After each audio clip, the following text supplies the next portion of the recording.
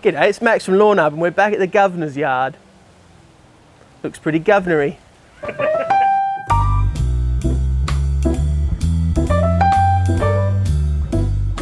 Hey guys, Max here from Lawnhub and we are back at Duffy's where I haven't been for a long time and it's looking pretty good. So Duffy's taken a love to the lawn. He's using all the Lawnhub products. He's having a merry old time making his rental look fantastic for his tenants, for his landlords I should say. It looks fantastic. He's been using Trojan and he's also done a round of the weed and feed pack. So Trojan followed by bow and arrow. Yeah, so results speak for themselves. It looks fantastic, but it has gotten a little too thick for his mower to handle. So today we are going to run the MowMaster Scarifier through it. And we should be removing a fair bundle of thatch, I would assume. It's just going to make it so much easier for him to mow. He can mow it on a lower level. As you can see, it gets away pretty quickly in this humid Adelaide weather we're having at the moment.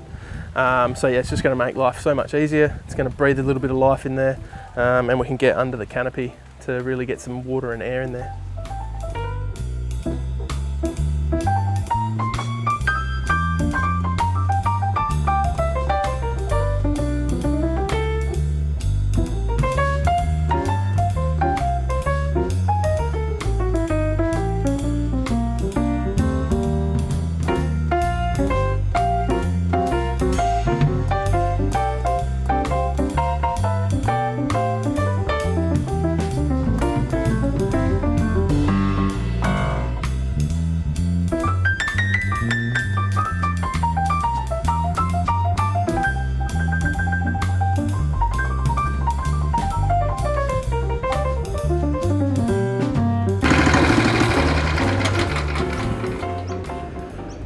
Well then, there's a little TikTok in the making.